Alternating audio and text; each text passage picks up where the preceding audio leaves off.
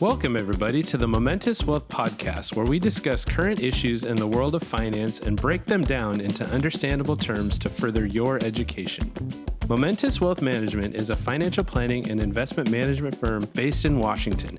We've been serving clients for more than 20 years, and on this show, we take that experience and put it to the microphone in an effort to educate investors in the complex world of finance and financial markets. Hello, everyone, and welcome to another episode of the Momentous Wealth Podcast. We are here today with a very special guest, Aiden Pisarczyk, the founder of the podcast. I guess if you want to give me that title, yeah. You're I'd back. Say it's the both of us, but yeah, it's great to be back. Yeah, it's been a long time. I mean, you noticed today in setting this up that I can't even set up the equipment to do the thing. So you definitely get credit for being the founder. But in all seriousness, yeah, it's fun to have you back, Aiden, because we started this podcast in 2020. Yeah. During COVID, like a lot of podcasts started, I think. And we did it together for a while. Then you went off to school, and now you're back. I'm back. So tell us what you're doing. So these days, graduated in May. So it's been about 5 months of working at the firm so far. Came on as a full-time advisor, so helping clients out however I can, studying for my CFP at the moment. Passed my Series 65 in June. So, yeah, I'm licensed and looking to get further designated. So. Yeah. We're excited you're here. So, yeah. I am too. Yeah, and extremely. Your first episode back, you decided to tackle a pretty lofty subject. It's a pretty hefty, but no doubt it's in the headlines. So we're excited to get into it. Today we're talking about private equity, and so we'll get into a little bit later like why we're talking about this. But like Aiden said a second ago, this is a topic that is more in the news, and one of the things we like to do on the podcast is just talk about current events and current investment products and things like that are out there. Private equity is one that's getting a lot more news lately. And, this is in our disclosure, but I want to reiterate, even though it is in our disclosure, just to make sure we cover this. The purpose of today is really just to describe what private equity is, to talk about some of the different ways that investors are able to access it these days. But it's really important that we, again, just clarify that, we're not giving any investment advice today. We don't know, your situation. We have a lot of listeners to the podcast that are clients, but a lot aren't. And so we would say that, especially with something like this, is if this is of interest to you, consult your advisor, whoever you talk to see if this is, again, if it's of interest, see if it's something that would be appropriate. Our job is just to kind of talk about it today. Yeah. We wanted to explain what it is and just give some good information on it, because I do think it's an interesting investment right now. Yeah. Right? So to kind of piggyback on that, I would say that I think it's important for us to educate people on it, but it's also really important to remember that at least at this stage and with the investment vehicles available to people, it's still very much considered like an alternative investment comparable to crypto. Yeah. So it's very important to consult an advisor. Yeah. And there's a lot of differing, very strong opinions out there about the availability of private equity to the regular investor. Yeah. So Aiden, why don't you tell us what is private equity?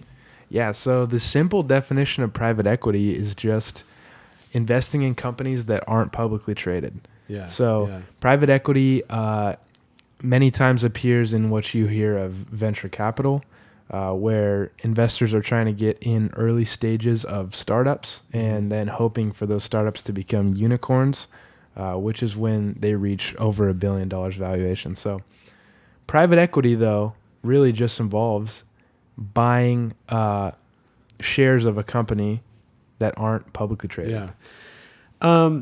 I want to back up just a sec, because I think that, and I think it's fun to talk about, because I think a lot of people, when they hear about public companies, we don't like we don't really stop sometimes to think about what that is. Yeah. So with a private equity, like you're saying, these are companies that are not public. Yeah. But let's step back a moment and actually explain what a public company is, right? So Sure.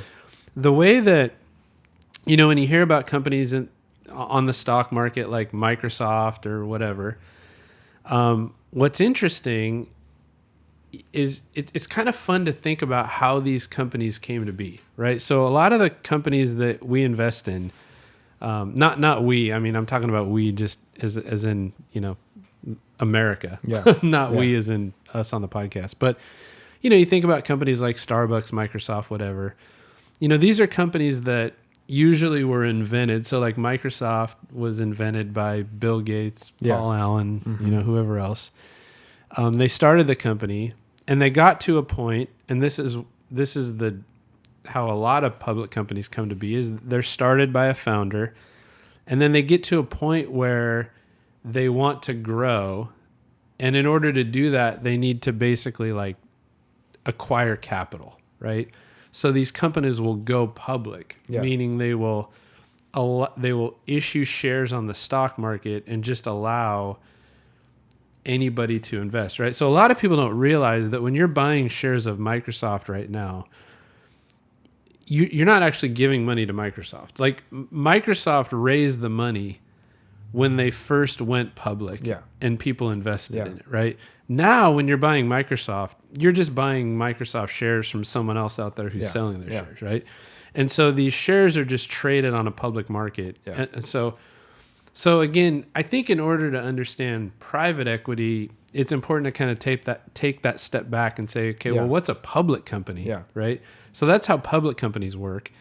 So now when we talk about private equity, Aiden, well, if I could interject, you're exactly right. And the interesting part about, the reason that this subject is really coming up lately is because when a company used to go public in an IPO, that is the primary way that they could raise money. That's the way that they could become successful.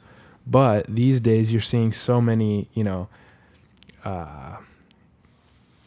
large investors flock towards the private sector, and there's just so much money there that, we'll get into it later on, but that is a big reason why private equity is just becoming so much more popular. Yeah. Okay.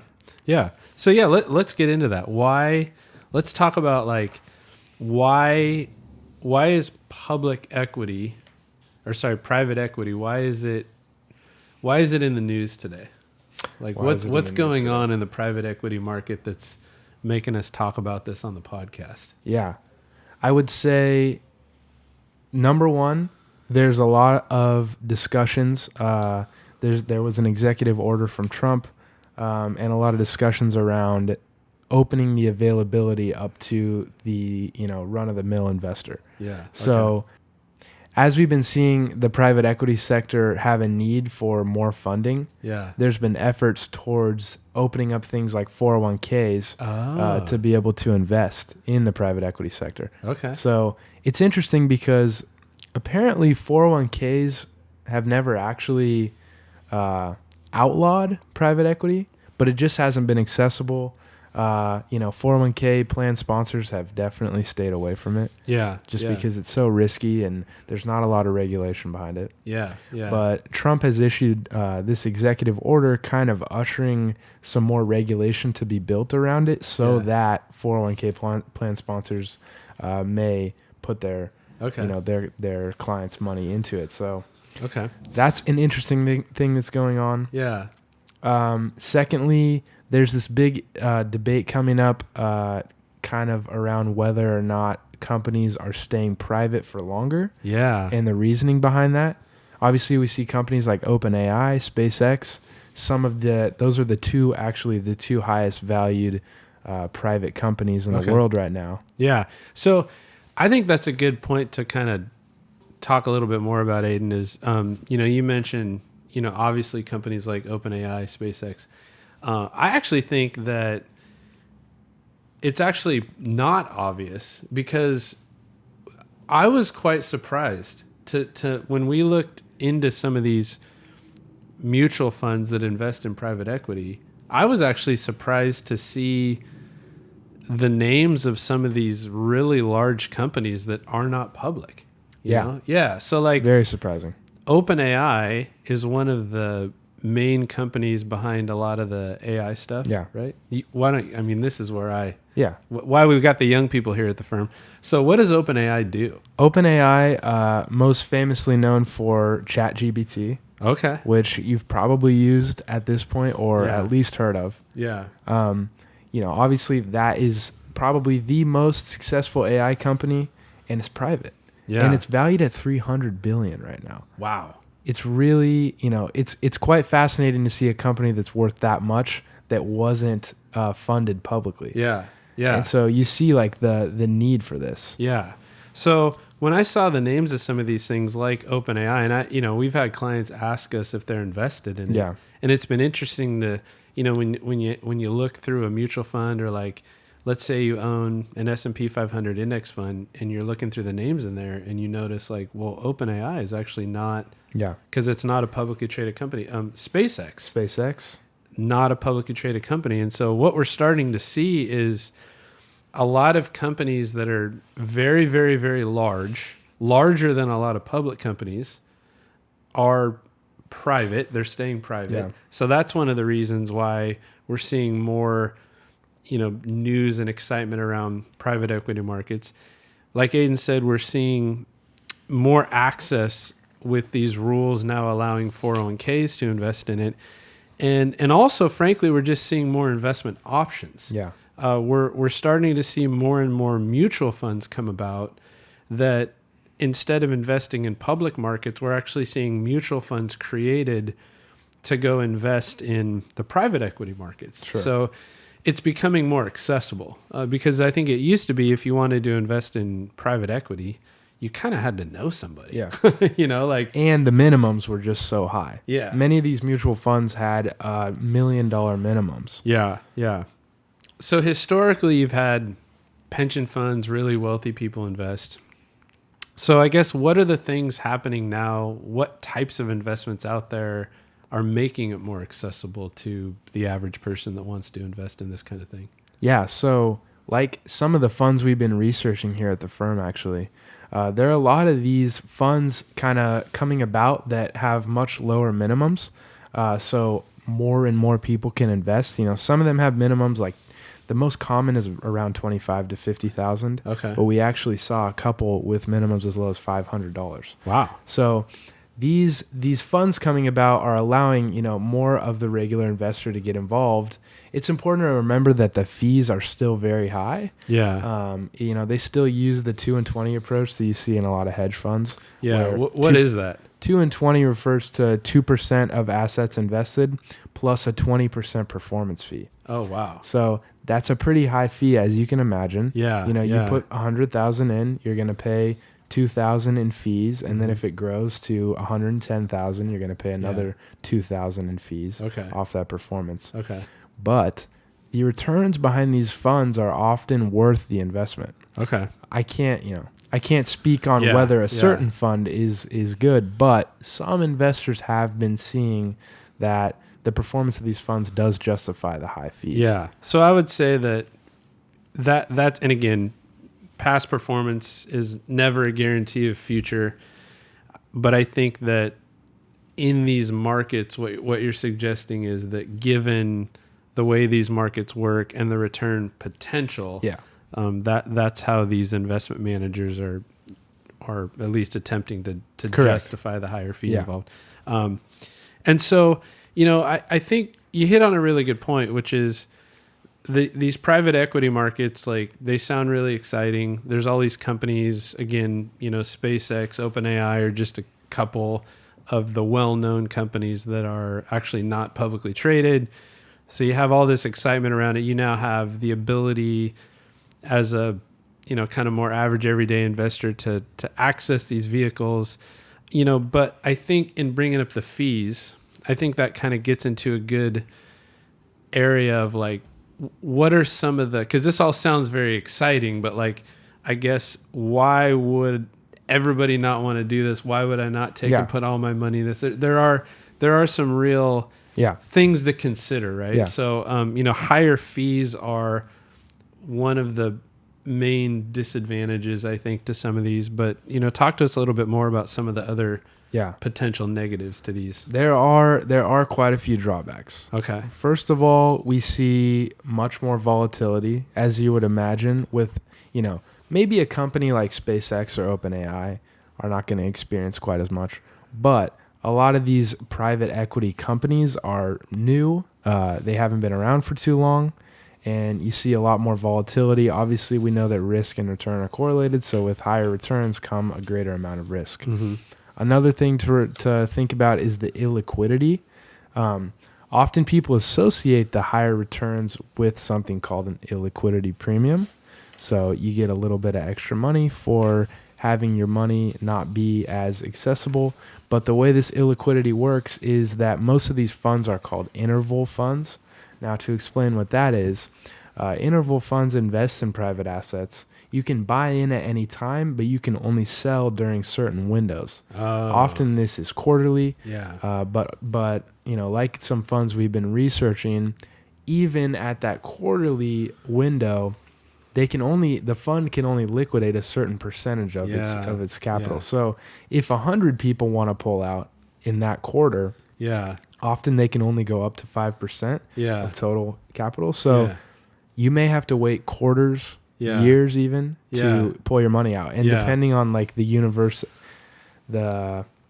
depending on the liquidity of the investment, oftentimes 7 to 10 years is a number I've seen thrown out. Yeah, I think that's a really important point to kind of double click on, is the fact that I believe is actually, I want to kind of turn this and talk about public markets, right? That's why public markets and why the stock market is actually quite fascinating and efficient, right? Because what we realize is that, this thing about private equity funds being fairly illiquid is not like I don't think it's a negative to private equity as much as it is a positive to public markets, true. Right? Like, very true. Our markets are so efficient, and the fact that, like, if you own a bunch of money in Microsoft or Apple or whatever, it's pretty crazy to me that, like, as long as you're doing it during market hours, within seconds, you can have your money back, right? The public markets are just a fascinating place, and they're very liquid. The reason the private markets are not as liquid is just because there's not nearly as much money being traded, right? True. And so, these funds, they keep a certain amount of liquidity, because they know that from time to time there's going to be redemptions. Yeah. But in reality, like, it's a little bit more old school, where, like, they actually have to go find investors, right? It's just not as much money kind of coming in and out. Exactly.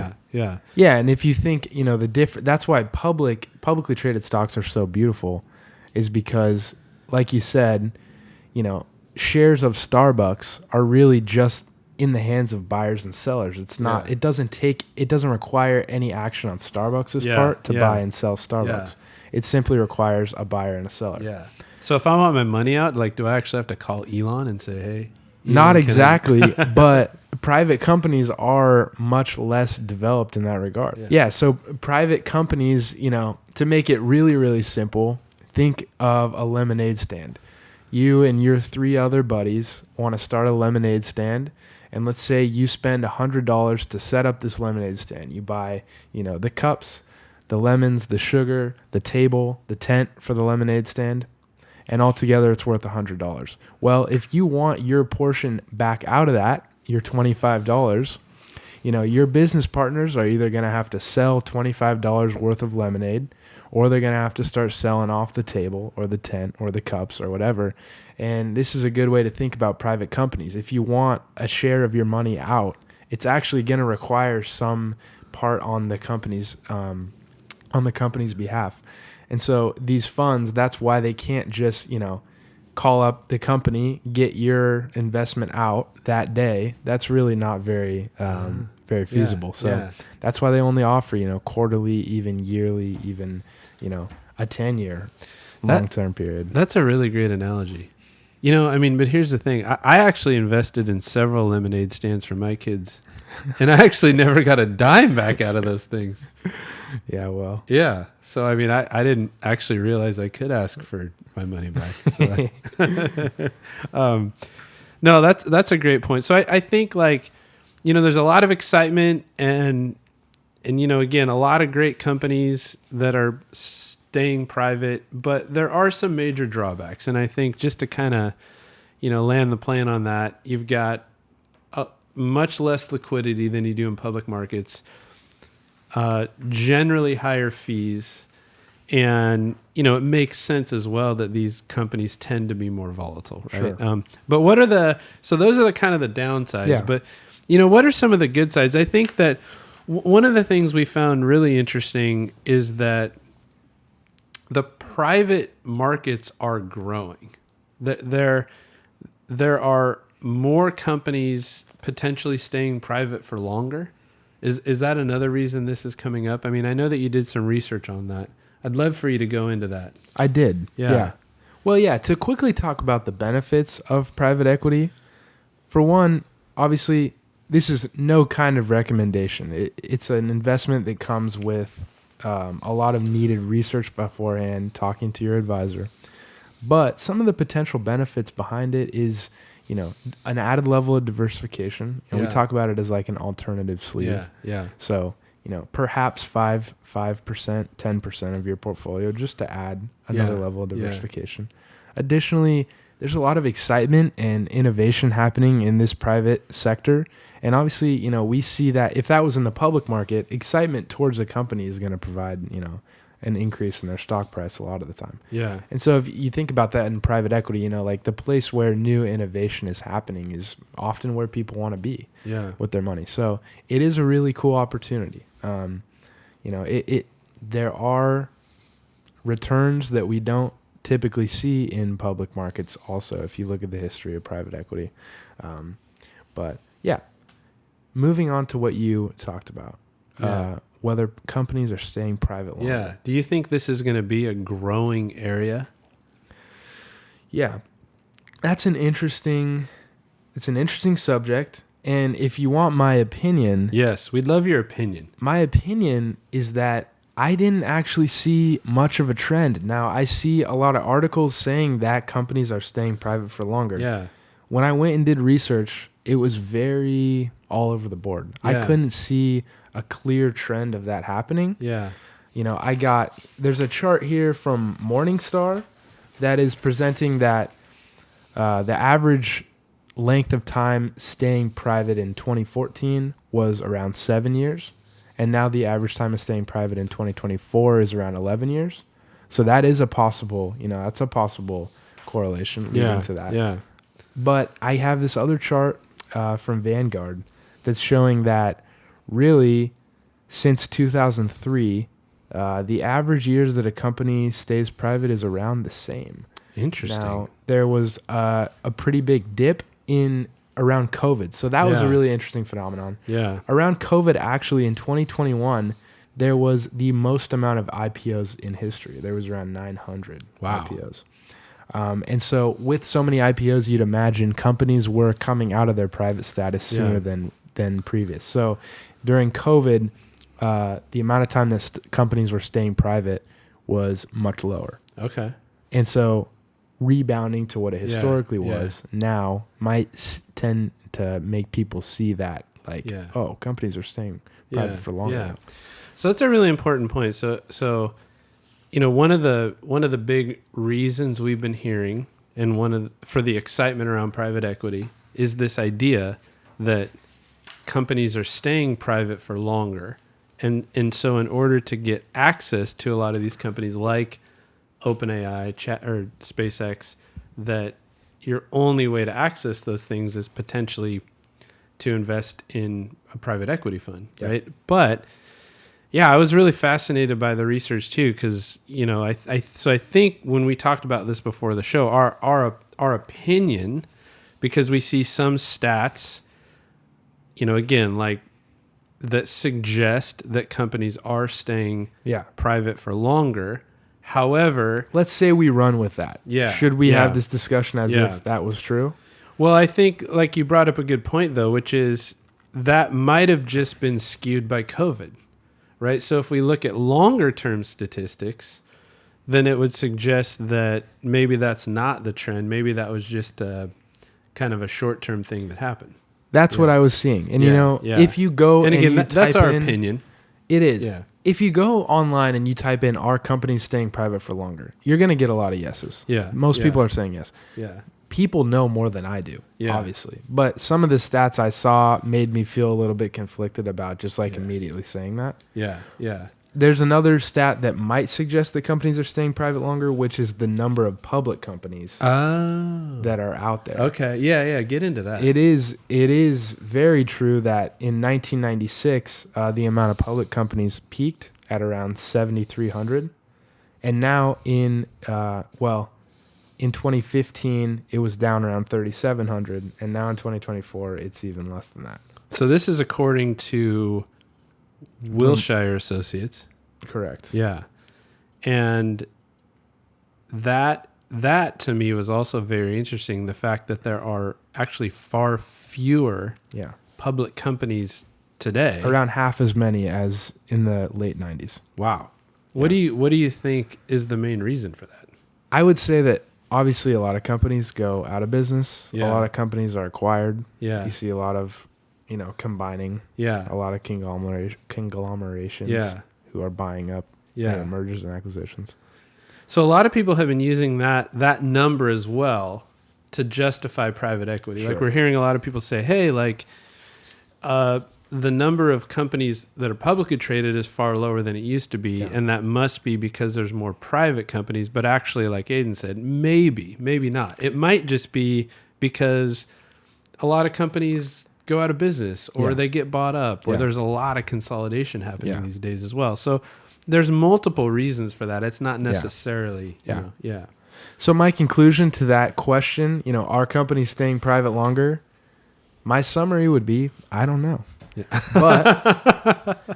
But that's most of the answer of when people ask anything about the stock market. It's exactly. Like, I don't know. It depends. But there are individual companies that are worth mentioning that are staying private much longer than average, which is what we can talk about. Like we've been saying, OpenAI, SpaceX, XAI, Neuralink, a lot of Elon companies are private, and they have been private for a long time now. Okay. So let's talk about why those companies are remaining private. Why is that an advantage to them? Yeah. So first of all, it's a lack of regulation. So these companies aren't faced with so much regulation. They don't have to deal with investors pushing for change, disclosing trade secrets, and other matters that the firm would rather keep private. That's a quote off of Bloomberg. Also, companies don't have to even share their stock price with the public. They actually keep that pretty close to the chest. So they can essentially operate much freer. And with the demand for investments into the private equity sector, they don't have to go public to get the required amount of capital. Obviously, Elon has raised north of $300 billion just staying private, simply from interests from other investors. Yeah. I think that's a really fascinating point, just about the fact that these private companies are able to run their companies differently because they're not so subject to like having to report earnings or give guidance on what their earnings might be next quarter. It's kind of like just run the company without having to be so worried about how every move might affect the stock price temporarily. They don't have shareholders to please every second. Yeah. Okay. Anything else you want to share with us about these markets, Aiden?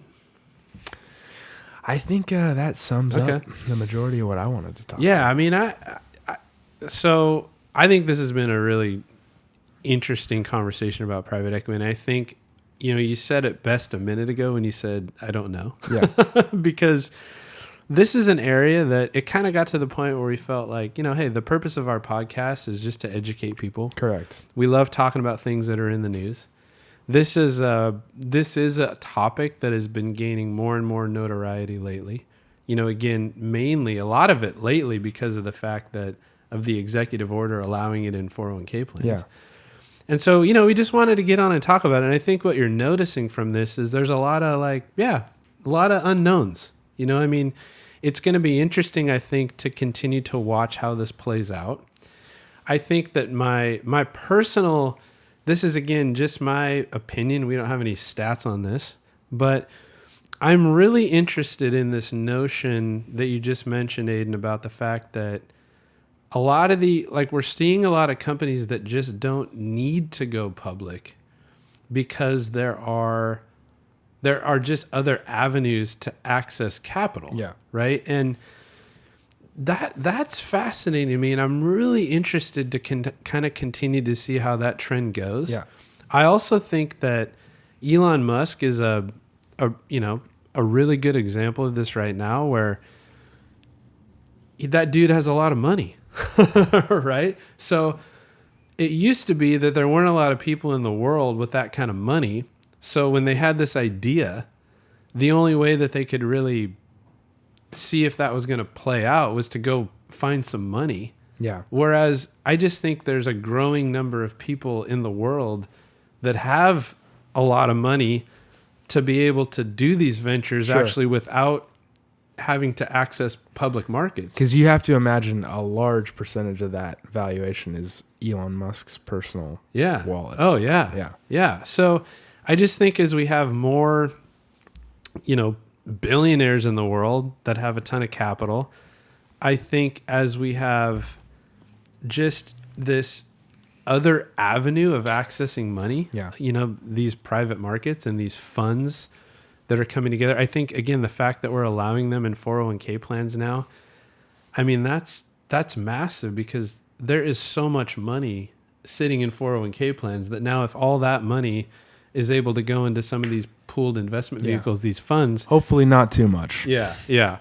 So I just think it's going to be a really fascinating thing to keep an eye on. Yeah. And, I know that, as what we do as investment advisors, that's what makes our job fun, is the fact that our industry there's always changes going on. Definitely. Right. And I do think that is what we love to do, is just to kind of make sure that we're staying on top of all these trends for clients. Definitely. But, this is one that we're keeping an eye on. And I just think it's going to be interesting to see where this goes. I do think that, again, if you're someone who's interested, we're not giving any investment advice, but, I would throw out there, if this is something that interests you, our general thoughts would be, you got to be really aware of the fees and the lack of liquidity, and in general, the investors that are going to be most, I guess, suited to this type of thing is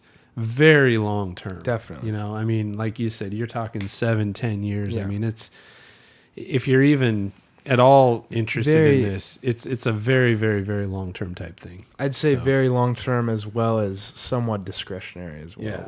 Money that is not going to kill you if you lose it. Yeah. Now, like I said, investing in some of these giants is probably not going to provide so much risk. But to sum it up on my end, you've heard my thoughts. I didn't necessarily have a lot of answers for you. Yeah. I don't have this all figured out. But I know personally this issue has really piqued Todd's interest. I was doing research this morning, and I read through about 15 articles, because it's interesting. Over. Everyone has something different to say. So I think we just wanted to provide you guys a little bit of context. And, if this interests you, we'd love to have further conversation. And, Well, thanks for joining us today. Great to have you back. Of course, it's great to be back. There will be more episodes in the future with the founder, the creator of the Momentous Wealth podcast, Aiden Pisarczyk. That's right. Yeah. Yeah. All right. Thanks, everyone. Thanks, Todd. The opinions expressed in this podcast are for general informational purposes only and are not intended to provide specific advice or recommendations for any individual or specific security. It is only intended to provide education about the financial industry. To determine which investments may be appropriate for you, consult your financial advisor prior to investing. Any past performance discussed during this program is no guarantee of future results. Any indices referenced for comparison are unmanaged and cannot be invested into directly. As always, please remember investing involves risk and possible loss of principal capital. Please seek advice from a licensed professional. Momentous Wealth Management, Inc. is a registered investment advisor. Advisory services are only offered to clients or prospective clients where Momentous Wealth Management, Inc. and its representatives are properly licensed or exempt from licensure. No advice may be rendered by Momentous Wealth Management, Inc. unless a client service agreement is in place.